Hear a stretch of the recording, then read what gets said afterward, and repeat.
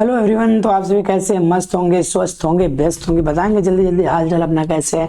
आज मैं जो आपकी क्लास लेके आया हूँ, जीके का क्लास लेकर आया हूँ। इस जीके में आपका मैं 5 सेट लूंगा, लगभग 30 घंटे की। ठीक है, 30 घंटे की क्लास लूंगा, जिसमें से लगभग 30 घंटे की क्लास होगी, छोटा छोटा क्लास होगी। और इसमें बहुत बारीकी चीजों को ध्यान रखा गया, उन सारी चीजों को जो आपके एग्जाम में पूछी जाती है। तो वो इससे बाहर एग्जाम में नहीं आती है कभी भी, क्योंकि ये सारे क्वेश्चन हर हमेशा पूछे जाते हैं। वही सारे क्वेश्चन का मैंने संग्रह लिया है। तो फटाफट से सभी क्या करेंगे, एक बार लाइक करेंगे, सब्सक्राइब करेंगे, और कैसा लगा बाद में ये जरूर बताएंगे। क्योंकि मेरा ये फर्स्ट या सेकंड वीडियो है, तो मुझे उतनी अच्छी एक्सपीरियंस नहीं है। मैं अपना 100% देने का कोशिश करता हूँ। तो चलिए, बिना आपका टाइम बर्बाद किए, क्योंकि जैसा कि आप लोग को पता है सर, समय बहुत मूल्यवान होता है, तो मुझे टाइम बर्बाद नहीं करनी है आप लोग का। तो चलिए, बिना टाइम गवाए क्या करते हैं, अपना कार्यक्रम स्टार्ट करते हैं। पहला ये रहा आपका पहला क्वेश्चन। पहला क्वेश्चन क्या है, भारत में पहला क्वेश्चन क्या देखेंगे। पहला क्वेश्चन क्या है, भारत में पहला संविधान सभा चुनाव कब हुआ था। भारत में पहला संविधान सभा चुनाव कब किया गया था? 1946 में। भारत में पहला संविधान सभा चुनाव कब किया गया था? 1946 में। पहली बार ये क्या था? प्रथम बार भारत में संविधान सभा का चुनाव किया गया था 1946 में। प्रथम बार भारत में संविधान सभा का चुनाव 1946 में किया गया था। उसके बाद देखेंगे 1934 में एम एन रॉय के द्वारा सर्वप्रथम संविधान सभा की मांग की गई थी। कब? 1934 में एम एन रॉय के द्वारा सर्वप्रथम संविधान सभा की क्या की गई थी? मांग की गई थी। एम एन रॉय के द्वारा सर्वप्रथम संविधान सभा की मांग कब की गई थी? 1934 में एम एन रॉय के द्वारा सर्वप्रथम संविधान सभा की मांग की। 1935 में कांग्रेस ने आधिकारिक रूप से संविधान सभा का गठन की बात कही थी। कांग्रेस ने आधिकारिक रूप से संविधान सभा के गठन की बात कब की थी? 1935 में। कब की थी? 1935 में। कैसे? आधिकारिक रूप से संविधान सभा की बैठक की बात किसने की थी? कांग्रेस ने। कब की थी? 1935 में। कोई दिक्कत? 1935। सर 1936 में क्या हुआ? 1936 में देखेंगे क्या हुआ था। 1936 में ठीक है, चलिए 1936 में क्या हुआ। 1936 में कांग्रेस के लखनऊ अधिवेशन में नेहरू जी ने लखनऊ अधिवेशन में नेहरू जी के द्वारा मांग रखा गया था किसका? संविधान सभा का चुनाव का। ठीक है, संविधान सभा का चुनाव का कब मांग रखा गया था? 1936 में। किसके द्वारा? नेहरू जी के द्वारा। कब? लखनऊ अधिवेशन नेहरू जी के द्वारा कब रखा गया? एग्जाम में पूछा जाएगा 1936 में। चलिए आगे बढ़ते हैं सर। चलिए, कैबिनेट मिशन क्या? चलिए बात करते हैं कैबिनेट मिशन। कैबिनेट मिशन 1946 में तैयार किया गया था। कैबिनेट मिशन कब आया था? 1946 में। कैबिनेट मिशन कब आया था पहली बार भारत में? प्रथम कितना? 1946 में। कैबिनेट मिशन आया कब था? 1946 में। कैबिनेट मिशन आया कब था? 1946 में। ठीक है, 1946। इसमें 3 सदस्य थे। कौन कौन थे? इनके 3 सदस्य थे। इनके कितने? 3 सदस्य थे। कौन कौन याद देखेंगे? कौन कौन थे 3 सदस्य? एक क्या था देखेंगे, पहला क्या था? A.V. अम्बेडकर था। ठीक है, दूसरा क्या था? इसके फोर्ड क्लिप्स था। तीसरा क्या था? लॉर्ड फैथिक लॉरेंस था, जो कि क्या था? कैबिनेट मिशन के अध्यक्ष। कैबिनेट मिशन के अध्यक्ष कौन था? लॉर्ड पैथिक लॉरेंस था। कैबिनेट मिशन के अध्यक्ष कौन था? लॉर्ड पैथिक लॉरेंस था। ठीक है, कैबिनेट मिशन के अनुसार टोटल सीट की संख्या कितना रखा गया था? 389। कैबिनेट मिशन के अनुसार टोटल सीट की संख्या कितना रखा गया था? 389। और 389 सीट को 2 भागों में बांटा गया है। ठीक है, कौन कौन सा? ब्रिटिश भारत के प्रांत में और किसमें सर? देसी रियासत में। ब्रिटिश भारत के प्रांत में और किसमें सर? देसी रियासत में। चलिए, तो ब्रिटिश भारत के प्रांत में कितना टोटल सीट है? 296 सीट रखा गया है। और सर देसी रियासत में कितना सीट रखा है? 93 सीट रखा गया। ठीक है सर, मैं बहुत मेहनत से आप लोग को पढ़ा रहा हूँ, तो आप लोग भी थोड़ा सा क्या करेंगे, लाइक कर देंगे, सब्सक्राइब भी कर देंगे, न्यू जो आए हैं सर, और अपने दोस्तों में शेयर भी करेंगे, ताकि मेरा सब्सक्राइबर थोड़ा बढ़ जाए, मैं भी लाइव आ सकूं। इतना तो आप लोग कर सकते हैं। चलिए बताएंगे जल्दी जल्दी, एक बार जरूर लाइक करें कि ब्रिटिश भारत में कितना था, 296 था, और देसी रियासत में कितना था, 93 था, ओनली 93 था। ठीक है, अब ब्रिटिश भारत के प्रांत को भी दो भागों में बांटा गया था। कौन कौन? एक गवर्नर शासन वाले प्रांत हो गया था, और एक क्या था, चीफ कमिश्नर शासन वाले प्रांत। एक क्या था, गवर्नर शासन वाले प्रांत, और एक क्या था, चीफ कमिश्नर वाले शासन वाले प्रांत। एक क्या था, चीफ कमिश्नर शासन वाले प्रांत, एक क्या था, गवर्नर शासन वाले प्रांत। ओके ओके सर, देखिए गवर्नर शासन वाले प्रांत में कितने था, 292। गवर्नर शासन वाले प्रांत में सीटों की संख्या कितना था, 292, और कितना था, 4 किस्में था, 4 किस्में था। चीफ कमिश्नर शासन वाले प्रांत में कमिश्नर KM, कमिश्नर वाले शासन वाले प्रांत में कितना था, गवर्नर 4 रखा गया था, 4 सीट दिया गया था। ठीक है, ये क्या था, अप्रत्यक्ष रूप से निर्वाचन किया था। ये जो निर्वाचन किया गया था, यानी ये जो वोट किया गया था अप्रत्यक्ष रूप से, यानी कि बिना किसी को दिखाए सर। और प्रत्यक्ष क्या होता है, सबके सामने में कराना वोट, और सर इनडायरेक्टली करा तो अप्रत्यक्ष रूप से किसी के सामने नहीं, चुपचाप। समुदायों का विभाजन, देखिए समुदायों का विभाजन 3 भागों समुदायों में किया गया था। समुदायों का विभाजन 3 भागों में किया गया था। कौन कौन? 3 भागों में, मुस्लिम, सिख और सामान्य। कौन कौन? मुस्लिम, सिख और सामान्य। समुदायों का विभाजन 3 भागों में किया गया था, मुस्लिम, सिख और चुनाव। पहली बार जो चुनाव हुआ था कब? जुलाई और अगस्त के माह में, जुलाई और अगस्त के बीच में हुआ था 1946। अभी भी लगभग चुनाव जुलाई और अगस्त के ही टाइम पे होता है। कब हुआ था? 1946 में। ठीक है, पहली बार कब चुनाव हुआ था? 1946 में। कहीं कोई दिक्कत है तो बता सकते हैं आप लोग। ठीक है, आगे बढ़ते हैं।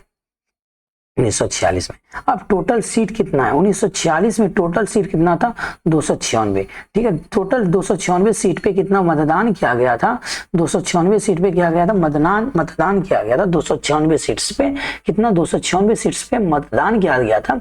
296 सीट में से कांग्रेस ने जो कि क्या है सर, हाथ छाप है, कांग्रेस ने क्या दिया है, 208 सीट ला लिया सर। किसकी विजय हो गई? कांग्रेस की विजय हो गई।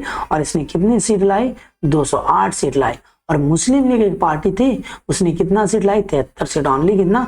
73 सीट लाई। ठीक है, और सर अन्य ने कितना सीट लाया सर? 15। यानी सभी मिला के, और भी जो ये निर्दलीय से खड़ा हो, सबने मिला के कितना सीट लाया सर? 15, ओनली 15। तो कांग्रेस ने कितना, पहली बार चुनाव में कांग्रेस ने कितना सीट लाया था? 208 सीट, और मुस्लिम लीग ने 73 सीट। विभाजन के बाद, जब भारत का विभाजन हो गया, उसके बाद यहाँ कितना प्रांत बन गया, कितना सीटों की संख्या बढ़ के कितना हो गया? 299। भारत जब अलग हो गया तो यहाँ बढ़ के किस सीटों की संख्या कितना हो गई? 299 हो गई। चलिए आगे बढ़ते हैं। संविधान सभा की पहली बैठक, संविधान सभा की पहली बैठक कब की गई थी? 9 दिसंबर 1946 में। पहली बैठक कब की गई थी? 9 दिसंबर 1946 में। कब? 9 दिसंबर। कितने सदस्यों के साथ? 211 सदस्यों के साथ। 9 दिसंबर 1946 में किया गया था, 211 मेंबर के साथ। ठीक है, 211 मेंबर। पूछ दे, संविधान सभा की पहली बैठक कब की गई थी? 9 दिसंबर 1946 को, 211 सदस्य के साथ। चलिए अब कितना नंबर? दूसरा नंबर क्वेश्चन पे क्या है? कौन संविधान सभा का, देखेंगे, लिखेंगे, पढ़ेंगे ध्यान से। अरे भाई ये क्या होता है? चलो हाँ पढ़ेंगे, देखें क्या दिया है। कौन संविधान सभा का मुख्य मसौदागार था, जिसने संविधान के दस्तावेज को मसौदा तैयार किया? क्या क्या? यानी संविधान के दस्तावेज का मसौदा किसने तैयार किया था भाई? यानी संविधान का जो कागज पत्तर जितना भी हुआ था सर लिखने का, वो किसने तैयार किया था? किसने तैयार किया था? S.M. मुखर्जी। किसने किया था? S.N. मुखर्जी ने। किसने किया था? S.N. मुखर्जी ने किया था। ठीक है, ठीक है। इसका संविधान सभा का अध्यक्ष किसको बनाया गया था? संविधान सभा का अध्यक्ष 2 था। कौन कौन था? संविधान निर्माण का अध्यक्ष किसको बनाया गया था? राजेंद्र प्रसाद को। संविधान निर्माण का अध्यक्ष किसको बनाया गया था? राजेंद्र प्रसाद को। और कानून निर्माण का अध्यक्ष किसको बनाया गया था? JB मावलंकर को। कानून निर्माण का अध्यक्ष किसको बनाया गया था? JB मावलंकर को। ठीक है, उपाध्यक्ष किसको चुना गया था सर? उपाध्यक्ष किसको चुना गया था? एस.सी. मुखर्जी। और संविधान सभा के उपाध्यक्ष किसको चुना गया था? एस.सी. मुखर्जी। संविधान सभा के उपाध्यक्ष किसको चुना गया था? एस.सी. मुखर्जी। वीटी कृष्णाचारी भी क्या थे? वीटी कृष्णाचारी को भी उपाध्यक्ष चुना गया था। संविधान सभा का दूसरा उपाध्यक्ष कौन था? वीटी कृष्णाचारी। कौन था? वीटी कृष्णाचारी। ठीक है, वीटी कृष्णाचारी। ओके, आगे बढ़ते हैं। वीटी कृष्णाचारी। और सर सुलेखागार किसने लिखा? सर लिखने में यानी कि उसको सुशोभित सर अच्छा करने में, लिखने में किसने? अंग्रेजी में इसका किसने लिखा? सर अंग्रेजी में किसने लिखा था? प्रेम बिहारी नारायण क्या रायजादा। अंग्रेजी में किसने लिखा था? प्रेम बिहारी नारायण रायजादा ने किसको? संविधान को लिखा था। संविधान अति हुआ था जब, उसको लिखा किसने था? सर किसने लिखा था? प्रेम संविधान सभा यानी कि किसने लिखा था? प्रेम बिहारी नारायण रायजादा, यानी संविधान को इसने लिखने का काम किया था। ठीक है, किसने? प्रेम बिहारी। किसने? इंग्लिश में। ठीक है, इंग्लिश में ENG, इंग्लिश में क्या लिखा था? प्रेम बिहारी नारायण रायजादा। प्रेम बिहारी नारायण राय। और हिंदी में किसने लिखा था बालक? हिंदी में लिखा था किसने? वसंत कुमार वैद। वसंत कुमार वैद ने लिखा था। वसंत कुमार। हिंदी में किसने लिखा था? वसंत कुमार वैद ने लिखा। सजावट यानी डेकोरेशन का काम किसने किया था भाई? सजावट यानी डेकोरेशन, कोई भी चीज अच्छा लगे इसके लिए डेकोरेट किया जाता है। डेकोरेशन का काम किसने किया था भाई? किसने किया था? क्या किसने किया था? नंद बोस ने किया था। डेकोरेशन का काम किसने किया था? नंदलाल बोस ने किया था। किसने किया था? नंदलाल। और इसका जनक, संविधान सभा का जनक किसको माना जाता है? भीमराव अंबेडकर को। और इसका जनक किसको माना जाता है? भीमराव अंबेडकर को। ये पूछा भी है संविधान सभा भीमराव अंबेडकर। चलिए, कार्यकारिणी समिति के अध्यक्ष कौन थे? कार्यकारिणी समिति के अध्यक्ष कौन थे बालक? KM मुंशी थे। कार्यकारिणी समिति के अध्यक्ष कौन थे? KM मुंशी थे। कार्यकारिणी समिति के अध्यक्ष कौन थे? KM मुंशी से। प्रारूप समिति के सदस्य भी थे। कार्यकारिणी समिति के अध्यक्ष भी थे और यही क्या थे? प्रारूप समिति के अध्यक्ष भी थे। कौन? KM मुंशी। आगे बढ़े। भारतीय संविधान के संदर्भ में कथन सत्य है। इसमें तो कौन सा कथन सत्य है बताना। सरकार के 3 प्रमुख अंग है। कौन कौन? विधायिका, कार्यपालिका और न्यायपालिका। ये है, यह शक्तियों के बजाय कार्यों का पृथक्करण किया जाता है सरकार के द्वारा। ठीक है, सरकार के सभी अंग स्वतंत्र नहीं, 1 और 2 सही है। यानी क्या किया जाता है? क्या सरकार के 3 प्रमुख अंग है, विधायिका, कार्यपालिका, नगरपालिका। शक्तियों के बजाय क्या कार्यों का क्या किया जाता है? पृथक्करण किया जाता है। चलिए, सरकार के अंग कौन कौन सा बातें करेंगे? विधायिका क्या है? विधायिका, कार्यपालिका और क्या है बालक? क्या है? न्यायपालिका। विधायिका, कार्यपालिका और क्या है? न्यायपालिका। सरकार के ये तीनों अंग है। कौन कौन? विधायिका, कार्यपालिका और न्यायपालिका। ठीक है, विधायिका क्या करता है? विधायिका कानून बनाने का, सरकार में रहकर कानून बनाने का काम किनका होता है? विधायिका। यानी लॉ बनाने का काम किसका होता है? विधायिका। LOW, लॉ बनाने का काम किसका होता है? विधायिका का होता है। ठीक है, चलिए, और लॉ को पास करने यानी चलाने कैसे चालू होगा? कार्यपालिका का काम होता है लागू करना, यानी कि लागू करने का काम किसका था? कैसे चलाना है सर, कैसे सिस्टमेटिक ढंग से चलाना है, अच्छे रूप से कैसे सुचारू। कार्यपालिका का काम क्या होता है?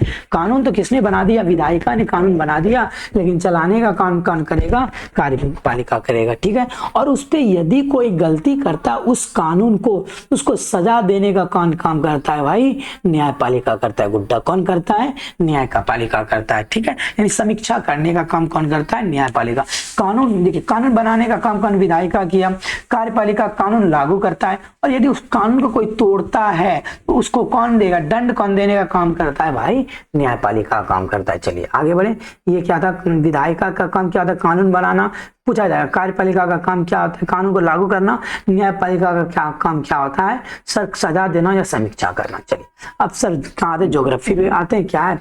सौरमंडल का गणितीय पूर्वानुमात्मक सूर्य केंद्रित मॉडल विकसित करने वाला पहला व्यक्ति कौन था? पहला व्यक्ति कौन था? निकोलस कोपरनिकस था। कब किया था? 1543 में। कब किया? निकोलस कोपरनिकस ने 1543 में किया था। क्या किया था? सूर्य केंद्रित मॉडल विकसित किया था। क्या किया था? सूर्य केंद्रित मॉडल विकसित करने वाला, सूर्य केंद्रित मॉडल विकसित करने वाला पहला व्यक्ति कौन था? निकोलस कोपरनिकस था। कब? 1543 में। चलिए, ब्रह्मांड की उत्पत्ति। चलिए, ब्रह्मांड का अध्ययन क्या कहलाता है? ब्रह्मांड का अध्ययन क्या कहलाता है बताएंगे आप लोग? ब्रह्मांड का अध्ययन क्या था? कॉस्मोलॉजी। ब्रह्मांड का अध्ययन क्या कहा जाता है? कॉस्मोलॉजी। ब्रह्मांड का अध्ययन क्या कहलाता है? ये पूछा जाएगा। ब्रह्मांड का अध्ययन को क्या कहते हैं? कॉस्मोलॉजी। ब्रह्मांड का अध्ययन को क्या कहते हैं? कॉस्मोलॉजी। याद कर लेंगे। चलिए, महाविस्फोटक सिद्धांत को क्या, महाविस्फोटक बहुत इंपॉर्टेंट क्वेश्चन इससे पूछा ही जाता है। कब, जिसे क्या बोला जाता है? Big bang theory. महाविस्फोटक सिद्धांत को ही क्या कहा जाता है? Big bang theory. महाविस्फोटक सिद्धांत को क्या कहा जाता है? Big bang theory. सर ये एक्सपेंशन कब हुआ था मेरे भाई? हुआ कब था? 13.8 मिलियन वर्ष पहले। वो 13.8 बिलियन वर्ष पहले क्या हुआ था? बिग बैंग थ्योरी क्या हो चुका है? घटित हो चुका है। बिग बैंग थ्योरी दिया किसने था? जॉर्ज लॉमेंटेरे और एडविन हम्बल ने। दो आदमी ने मिलकर दिया था। किसने किसने? जॉर्ज लेमेन तेयर और किसने दिया था? क्या? एडविन हब्बल ने। किसने दिया था? एडविन हब्बल ने और जॉर्ज लेमन तेरे ने। कब दिया था? 1931 में। कब दिया था? 1931 में। जॉर्ज लेमन तेरे ने और क्या था? एडविन हब्बल ने क्या था? 1931 में दिया था। क्या? Big bang theory. ये बिग बैंग थ्योरी किससे आधारित है? खगोलीय पिंडों के बीच की दूरी बढ़ रही है। किससे आधारित? जब बढ़ रही तो उस समय दिया गया था बिग बैंग थ्योरी। क्या किस पे आधारित है? खगोलीय पिंडों के बीच की दूरी बढ़ रही है, इस पे क्या बनाया गया है? बिग बैंग थ्योरी, यानी महाविस्फोटक सिद्धांत। महाविस्फोटक सिद्धांत क्या कहलाता है सर? बिग, वो किसने दिया है? जॉर्ज लॉमेंटेरे और एडविन हम्बल ने। कब दिया था? 1931 में। ठीक है। हाँ, सौर मंडल की उत्पत्ति कब हुई थी? सौर मंडल की उत्पत्ति हुई थी 4.5 बिलियन वर्ष पहले। सोचो कितना वर्ष पहले? 4.5 बिलियन वर्ष पहले हुई थी सौर मंडल की उत्पत्ति। इसमें सिद्धांत सर, नोबुलर का सिद्धांत कब आया था? नोबुलर का सिद्धांत आया था, पूछा गया क्वेश्चन है, 1755 में। नोबुलर का सिद्धांत कब आया था? 1755 में आया था, जो कि क्या था? इमैनुअल कांत के द्वारा दिया गया था। किसके द्वारा? इमैनुअल कांत के द्वारा दिया गया था। किसका? नोबुलर सिद्धांत। नोबुलर सिद्धांत किसके? 1755 में आया था। किसके द्वारा दिया गया था? इमैनुअल कांत के द्वारा दिया गया था। ठीक है। और संशोधित कब किया गया? इस पे 1796 में किया गया। संशोधित क्या? किसके? लाप्लेस के द्वारा। किसके द्वारा? लाप्लेस के द्वारा सौर मंडल की उत्पत्ति का सिद्धांत क्या? नेबुलर सिद्धांत किसने दिया था? 1755 में दिया था। किसने? इमैनुअल कांत ने दिया था। और इसको संशोधित कब किया? 1796 में किया। किसने? लाप्लेस ने किया। ठीक है। नेबुला यानी निहारिका क्या है? छोटे छोटे धूल और गैसों का बदलाव, यानी छोटे छोटे धूल कणाओं के जमाव या बदलाव को क्या कहा जाता है? नेबुला का बदलाव को क्या बोल? नेबुला कहा। नेबुला क्वेश्चन पूछा, नेबुला किसे कहते हैं? धूल और गैसों का बदलाव, धूल कणों और गैसों के बदलाव को क्या कहा जाता है? नेबुला कहा जाता है। धूल और गैसों के कणों के बदलाव को क्या कहा जाता है? नेबुला कहा जाता है। प्लेनेटिज्म परिकल्पना क्या है? प्लेनेमेटेसिमल कल्पना क्या है? कब आया था? 1905 में आया था। कब आया था? 1905। प्लेनेटेसिमल कल्पना कब आया था? 1905 में आया था। दिया किसने था? थॉमस सी चैम्बरलिन ने। किसने दिया था? चैम्बरलिन ने। थॉमसी चैम्बरलिन ने दिया था फॉरेस्ट आर मोल्टन के द्वारा। और किसने दिया था? फॉरेस्ट आर मोल्टन के द्वारा। किसने? थॉमस सी चैम्बरलिन ने दिया था। और किसने दिया था? फॉरेस्ट आर मोल्टन के द्वारा। किसने दिया था? फॉरेस्ट आर मोल्टन के द्वारा। चलिए, स्थिर अवस्था सिद्धांत क्या है? स्थिर अवस्था सिद्धांत क्या है? सर फ्रेड होइलर ने हरमन बॉन्डी और थॉमस गोल्ड, ठीक, इसने दिया था क्या? ब्रह्मांड हमेशा विस्तार कर। ये क्या था? स्थिर अवस्था सिद्धांत किसने मिलकर दिया था? किसने दिया था? सर फ्रेड होइलर और हरमन बॉल्डी और किसने? थॉमस गोल्ड ने। किसने? तीन ने मिलकर दिया था। किसने दिया था? तीन ने मिलकर दिया था। तीन ने मिलकर दिया था। सर फ्रेड होलियर और हरमन बॉल्डी और किसने दिया था मेरे बालक? और किसने दिया था? Thomas gold. और किसने दिया था? थॉमस गोल्ड ने दिया। इसमें क्या? इसमें बताया किस बारे में बातें की गई? इसमें बताया क्या गया है?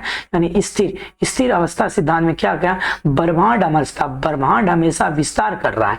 क्या बोलता है? स्थिर अवस्था सिद्धांत में क्या कहा गया है? ब्रह्मांड हमेशा क्या करता है? विस्तार कर रहा है, लेकिन इसका घनत्व तो स्थिर बना रहा है। लेकिन इसका घनत्व तो क्या हो रहा है? स्थिर बना हुआ है सर, घट बढ़ नहीं रहा है। घनत्व सर सेम है, ब्रह्मांड हमेशा स्थिर है। ये किसने कहा? सर फ्रेड होलियर ने, हरमन वर्डी ने और क्या थॉमस बोल्ट ने कहा था। क्या कहा था? स्थिर अवस्था सिद्धांत में ब्रह्मांड हमेशा विस्तार कर रहा है लेकिन इसका घनत्व बढ़ नहीं, स्थिर है, बढ़ नहीं रहा। कौन सा चट्टानी ग्रह हमेशा सौरमंडल का सबसे तेज ग्रह है जो अंतरिक्ष में लगभग 9 मील यानी 47 किलोमीटर प्रति सेकंड की गति से यात्रा करता है? कौन सा चट्टानी ग्रह हमेशा सौरमंडल का सबसे तेज ग्रह है जो अंतरिक्ष में लगभग 29 मील 47 किलोमीटर प्रति सेकंड, एक सेकंड में 47 किलोमीटर प्रति सेकंड की यात्रा करता है। वाह, कौन ग्रह है सर? बुध ग्रह सबसे तेज ग्रह है जो कितना? एक सेकंड में 47 किलोमीटर दूरी तय करता है। सौरमंडल का सबसे तेज ग्रह कौन सा है? बुध ग्रह। सौरमंडल का सबसे तेज, देखिए सूर्य यहाँ है, सूर्य के बाद कौन आता है? बुध आता है, बुध के बाद क्या? शुक्र आता है, शुक्र के बाद क्या? पृथ्वी आता है, पृथ्वी के बाद क्या आता है? मंगल आता है, मंगल के बाद क्या आता है? बृहस्पति आता है, बृहस्पति के बाद क्या आता है? शनि आता है, शनि के बाद अरुण आता है, उसके बाद वरुण आता है। याद रखिएगा, क्रम भी पूछा जाता है वाला। क्रम क्या आता है? सूर्य के बाद कौन आता है? बुध आता है, बुध के बाद क्या? शुक्र, शुक्र के बाद पृथ्वी, पृथ्वी के बाद मंगल, मंगल के बाद बृहस्पति, बृहस्पति के बाद क्या? शनि आता है, शनि हो गया। शनि के बाद क्या आता है? अरुण आता है, अरुण के बाद क्या आता है? वरुण आता है। ठीक है। सूर्य क्या होता है? ऐसे भी याद रखते हो, व शु प्री मंग, वसु प्री मंग वृष अरु व, वृष अरु यानी व से क्या होगा? बुध हो गया, सु से शुक्र हो गया, प्री से पृथ्वी हो गया, म से क्या? मंगल हो गया, बृ से बृहस्पति हो गया, स से क्या हो गया? शनि हो गया, और से अरुण हो गया, व से वरुण हो गया। ऐसे आप याद कर सकते हो। ठीक है, आगे बढ़ते हैं। ग्रह कितना? देखो ग्रह, अब हम लोग कहाँ ग्रह पे बढ़ते हैं। ग्रह दो प्रकार के होते हैं। कौन सा? पार्थिव यानी कि आंतरिक। पहला ग्रह कौन सा होता है? पार्थिव ग्रह। और क्या होता है? आंतरिक ग्रह। और क्या होता है? बृहस्पति, क्या है? बृहस्पति या क्या है? बाह्य ग्रह। बृहस्पति या क्या होता है? बाह्य ग्रह को 2 वर्गों में बांटा गया। कौन? पार्थिव ग्रह और आंतरिक ग्रह। ठीक है, और बृहस्पति या बाह्य ग्रह। ठीक है, चलिए बातें करते हैं सर। पार्थिव ग्रह में कौन सा आता है? पार्थिव ग्रह में कौन सा आता है? लिखेंगे। पार्थिव ग्रह में आता है बो शु और क्या? प्री और मा। बो शु प्री मा, बुध शुक्र प्री यानी कि पृथ्वी मंगल, बुध शुक्र पृथ्वी मंगल पार्थिव ग्रह में यानी आंतरिक ग्रह में आता है। और क्या? बृहस्पति में क्या आता है? बृहस्पति शनि अरुण वरुण। बृहस्पति शनि अरुण वरुण किस में आता है? अरुण वरुण किस में आता है? बृहस्पति शनि अरुण वरुण क्या आता है? किसमें आता है? बृहस्पति ग्रह में आता है। और पार्थिव और आंतरिक ग्रह में कौन आता है? बुध शुक्र पृथ्वी मंगल। ठीक है, याद कर लेंगे आप लोग। देखिए चट्टानी पदार्थ के, देखिए ये बुध शुक्र पृथ्वी मंगल कौन सा किस पदार्थ से बना होता है? क्या सर? नंबर 1 में क्या? ये चट्टानी पदार्थ से बने होते हैं। बुध शुक्र पृथ्वी मंगल जो ग्रह है ये किससे बना होता है? चट्टानी पदार्थ से बना होता है। चट्टान के पदार्थ, चट्टानी पदार्थ होता है इसमें। ठीक है, चट्टानी पदार्थ से बना होता है। ठीक है, किससे बना होता है? चट्टानी पदार्थ से बना होता है। Okay sir. सतह ठोस होती है। बुध शुक्र पृथ्वी मंगल का सतह, देखो पृथ्वी का सतह क्या? ठोस है, ठोस होती है। कम उपग्रह है पृथ्वी के, इसके पास क्या है? बुध शुक्र और पृथ्वी के पास उपग्रह भी कम है। छल्ले नहीं होती है। ये परतदार नहीं यानी रिंग नुमा नहीं होता है। ये अपेक्षाकृत छोटे हैं। ये क्या होते हैं? छोटे होते हैं। ये चारों जो ग्रह है बुध शुक्र पृथ्वी और मंगल ये सबसे ये छोटे होते हैं आपस में। ठीक है, इसके विशेषता यानी कि बुध शुक्र पृथ्वी यानी कि पार्थिव ग्रह में कौन आता है? बुध आता है, शुक्र आता है, पृथ्वी आता है, मंगल आता है। क्या? मंगल आता है। चट्टानी पदार्थ के बने होते हैं। सतह ठोस होती है। कम उपग्रह होते हैं पृथ्वी बुध शुक्र और मंगल के पास। छल्ले यानी रिंग नहीं होते हैं। अपेक्षाकृत छोटे होते हैं। चलिए आगे बढ़ते हैं। घटता क्रम, पहले क्या आएगा? पृथ्वी आएगा, ये बृहस्पति है। बृहस्पति से छोटा कौन है मेरे? सबसे बड़ा बृहस्पति, उसके बाद शनि, उसके बाद अरुण, उसके बाद वरुण, उसके बाद पृथ्वी, उसके बाद शुक्र, उसके बाद मंगल, उसके बाद बुध। सबसे छोटा बुध हो गया। सबसे बड़ा कौन आ गया? सबसे बड़ा कौन आ गया भाई? बृहस्पति हो गया। बड़ा हो गया, बड़ा, बस से बड़ा। बी फॉर बिग, ये क्या हुआ? बिग। और ये क्या हुआ? स्मॉल। ये क्या हुआ? स्मॉल। ये क्या हुआ? बिग। ये क्या हुआ? ये क्या हुआ? बिग। B for big. और ये क्या हुआ? स्मॉल हुआ। ठीक है, पृथ्वी पहला नंबर पे 1 नंबर पे बृहस्पति आता है। 2 नंबर पे शनि आता है। ठीक है, 3 नंबर पे क्या आता है? 3 नंबर पे अरुण आता है। ठीक है, 4 नंबर पे वरुण आ रहा है, 5 नंबर पे पृथ्वी आ रहा है, 6 नंबर पे शुक्र आ रहा है, 7 नंबर पे मंगल आ रहा है, 8 नंबर पे बुध आ रहा है। ठीक है, टोटल ग्रह कितना है? 8 है। सबसे छोटा ग्रह कौन है? बुध है। चलिए, घूर्णन, घूर्णन सबसे तेज घूर्णन कौन करता है? बृहस्पति ग्रह करता है सर। सबसे तेज घूर्णन बृहस्पति करता है। सबसे तेज 9 घंटा 55 मिनट का समय लेता है। सबसे तेज पृथ्वी का सबसे तेज घूर्णन कौन करता है? बृहस्पति ग्रह करता है, जो कितना समय लेता है? 9 घंटा 55 मिनट में ही एक चक्कर लगा लेता है। बृहस्पति सबसे घूर्णन सबसे तेज किसका होता है? बृहस्पति ग्रह का। घूर्णन सबसे तेज किसका होता है? बृहस्पति ग्रह का। सबसे धीमा कौन है? शुक्र ग्रह। बहुत आलसी ग्रह है। सबसे धीमा ग्रह कौन है? शुक्र ग्रह। 243 दिन में ये एक चक्कर लगाता है। शुक्र ग्रह कितना? 243 दिन में एक चक्कर लगाता है, और ये एक चक्कर लगाने में 9 घंटा 55 मिनट लगता है, यानी कि लगभग 10 घंटा। कौन? बृहस्पति ग्रह सबसे फास्ट ग्रह है। और घूर्णन, ठीक है, घूर्णन और परिक्रमण में अंतर है। घूर्णन यानी कि अपने में चक्कर लगाना, अपने आप में चक्कर। कौन? 9 घंटा, इतना में एक बार पूरा तेज घूम लेता है। और सबसे धीमा कौन घूमता है भाई? कौन घूमता है? ये कौन घूमता है? 243 दिन में एक चक्कर लगाता है। चलिए, परिक्रमण, सबसे तेज परिक्रमण किसका होता है? बुध ग्रह का। सबसे तेज किसका होता है? परिक्रमण बुध ग्रह का सबसे तेज, यानी 88 दिन में एक चक्कर पूरा कर लेता है। ये क्या? 88 दिन में। बुध ग्रह 88 दिन में एक चक्कर पूरा कर लेता है। और सबसे धीमा कौन सा है? सबसे धीमा कौन सा है? वरुण है। कितना? 165 साल में, अपना 165 साल में क्या करता है? एक चक्कर पूरा करता है। सबसे धीमा परिक्रमा कौन करता है? वरुण करता है। 165 साल में पूरा करता है एक चक्कर। ठीक है, और बुध सबसे क्या है सर? परिक्रमा करने में तेज है।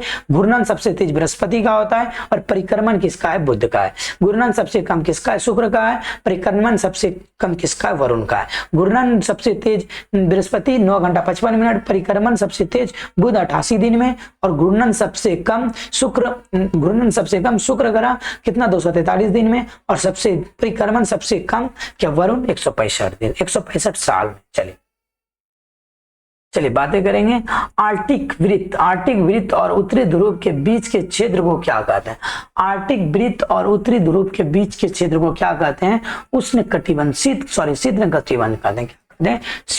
आर्टिक वृत्त और उत्तरी ध्रुव के बीच के क्षेत्र को क्या कहते हैं? शीतकटिबंध कहते हैं। आर्टिक वृत्त और उत्तरी ध्रुव के बीच के क्षेत्र को क्या कहते हैं? शीतकटिबंध कहते हैं। ये ग्राफ में बताया गया, यहाँ से यहाँ जो होता है ये वाला, ये क्या होता है? 66.5 डिग्री नॉर्थ होता है। ये वाला क्या होता है? 66, इसको 66.5 डिग्री नॉर्थ को क्या बोला जाता है? क्षेत्रीय रेखा बोला जाता है। और मेरे वाला की इसको क्या बोला? शीतल कटिबंध, यानी कि 43 डिग्री और 66 डिग्री वाले बीच में जितना स्पेस है उसको क्या बोला जाता है? शीतोष्ण कटिबंध बोला जाता है। ठीक है, 23 कितने कौन कौन किसके बीच कितना देखना किसको 23.5 डिग्री और कितना और 66 डिग्री के बीच को क्या बोला जाता है? शीतोष्ण कटिबंध। ठीक है, और ये शीत क्षेत्र किसको बोला जाता है? 66 डिग्री से नीचे वाले को 66 डिग्री से नीचे वाले को क्या बोला जाता है? शीत क्षेत्र। और मेरे बालक देखना 23 डिग्री 0 डिग्री, यहाँ देखना जीरो, ये 0 डिग्री होगा।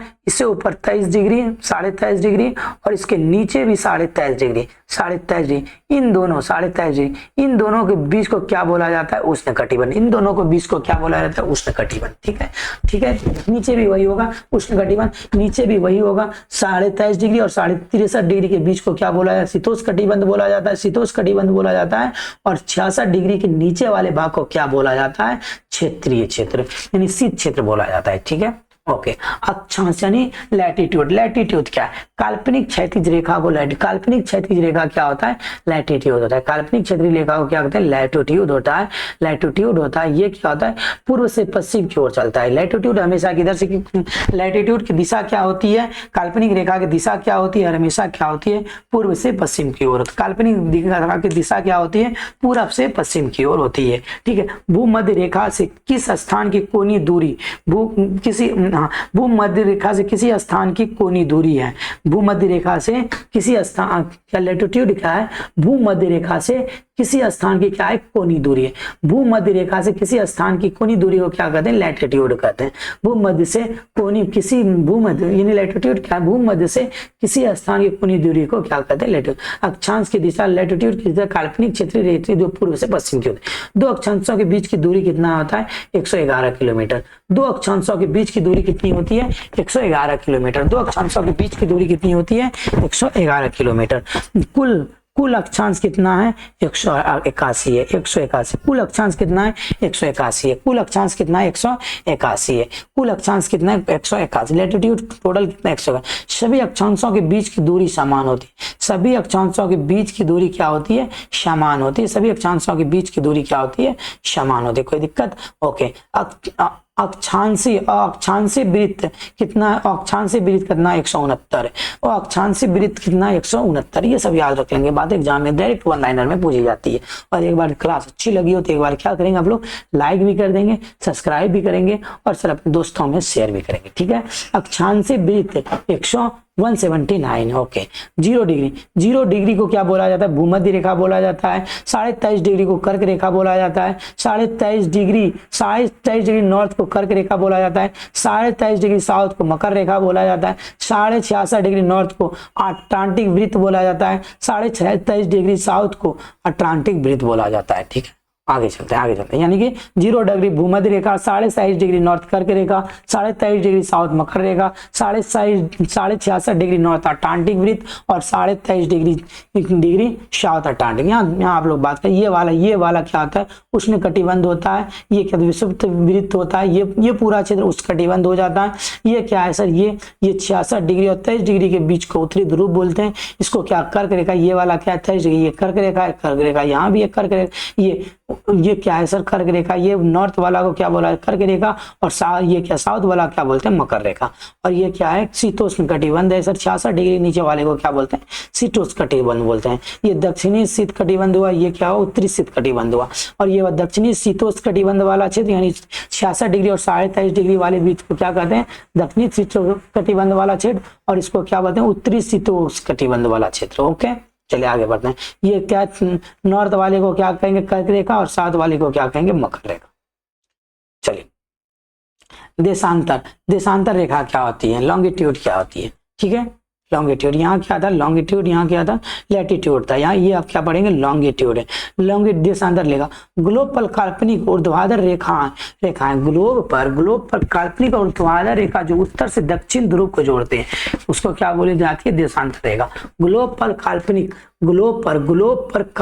ऊर्ध्वाधर रेखाएं जो उत्तर से दक्षिण ध्रुव को जोड़ते हैं उसको क्या बोलते हैं? देशांतर रेखाएं कहते हैं। ग्लोब पर काल्पनिक ऊर्ध्वाधर रेखाएं जो उत्तर से दक्षिण ध्रुव को जोड़ती हैं उसको क्या बोलते हैं? उसको देशांतर रेखाएं। प्रधान यमुनोत्तर के सापेक्ष कोणीय दूरी।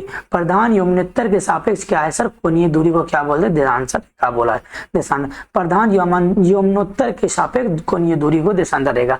ये रेखाएं समांतर नहीं होती है। ये रेखाएं समांतर नहीं होती। ध्रुवों के से विषुवत रेखा की ओर जाने पर देशांतर रेखा के बीच की दूरी बढ़ जाती है। ध्रुव ये रेखा समांतर यानी देशांतर रेखा समांतर नहीं होती है। ध्रुवों से विषुवत रेखा की ओर जाने पर देशांतर रेखा के बीच की दूरी क्या हो जाती है? बढ़ जाती है। याद रख लें, ध्रुवों पर न्यूनतम दूरी और विषुवत रेखा पर अधिकतम दूरी 111.3 किलोमीटर होता है। ध्रुवों पर न्यूनतम दूरी और विषुवत रेखा पर अधिकतम दूरी 111.32 km होता है। कुल देशांतर कितना? 360। कुल देशांतर कितना है? 360 डिग्री। ओके। 0 डिग्री देशांतर प्रधान यमुनोत्तर या ग्रीन बीच मीन समय। 0 डिग्री देशांतर क्या है? प्रधान यमुनोत्तर या ग्रीन बीच मीन समय। 0 डिग्री देशांतर प्रधान यमुनोत्तर या ग्रीन बीच मीन समय। ओके। 180 डिग्री देशांतर 180 अंतरराष्ट्रीय समय रेखा। 180 डिग्री देशांतर को क्या बोला जाता है? 180 डिग्री देशांतर को अंतरराष्ट्रीय समय रेखा बोला जाता है। 180 डिग्री देशांतर को क्या बोला जाता है? अंतरराष्ट्रीय समय रेखा बोला जाता है। ओके। इसे जिग जॉग रेखा भी कहते हैं। जिग जॉग रेखा भी कहा जाता है। अंतरराष्ट्रीय समय रेखा को क्या कहा गया है? जिग जॉग रेखा भी कहा जाता है। ओके। प्रशांत ये प्रत्येक देशांतर एक महान वृत्त होता है। प्रत्येक देशांतर एक क्या होता है? महान वृत्त होता है। 0 डिग्री अक्षांश केवल महान वृत्त होता है। 0 डिग्री अक्षांश क्या होता है? केवल महान वृत्त होता है। 180 डिग्री देशांतर प्रशांत महासागर से गुजरते हैं। 180 डिग्री देशांतर कहाँ से गुजरती है? 180 डिग्री देशांतर। 180 डिग्री देशांतर कहाँ से गुजरती है मेरे वाला? कहाँ? प्रशांत महासागर से। ये याद रखना, 180 डिग्री देशांतर कहाँ से गुजरती है? प्रशांत महासागर से गुजरती है। Okay okay sir, okay okay, कोई दिक्कत नहीं है। तो चलिए आगे बढ़ते हैं। चलिए महासागर कौन? महासागर का घटता क्रम ये रहा, बड़ा क्रम PAISA बढ़ता। सबसे बड़ा महासागर कौन सा है? प्रशांत महासागर। उसके बाद क्या है? सबसे बड़ा महासागर कौन सा है? प्रशांत महासागर। उसके बाद क्या है? अटलांटिक महासागर। उसके बाद क्या है? हिंद महासागर। उसके बाद क्या है सर? दक्षिणी महासागर। उसके बाद क्या है सर? अटलांटिक महासागर। सबसे बड़ा महासागर प्रशांत महासागर, अटलांटिक महासागर, हिंद महासागर, दक्षिणी महासागर और क्या? अटलांटिक महासागर। ठीक है, आगे बढ़े। घटता क्रम सबसे बड़ा ये रहा, एक नंबर पे 1 2 3 4 करके। ठीक है, ओके, आगे बढ़ते हैं। आगे बढ़ने से पहले सर अब यहीं पे क्लास आपका एंड करते हैं। उसके बाद क्या करेंगे, नेक्स्ट वीडियो में आपका 7 नंबर क्वेश्चन से हम आगे बढ़ेंगे, वहां से डिटेल करेंगे। तब तक यदि आपको क्लास अच्छा लगा हो तो क्या करेंगे, लाइक करेंगे, शेयर करेंगे, उसके बाद क्या करेंगे, कमेंट करेंगे, बेल आइकन को दबाएंगे। एक बार सर सभी बच्चे अच्छा कमेंट देंगे, फीडबैक देंगे कैसा क्लास।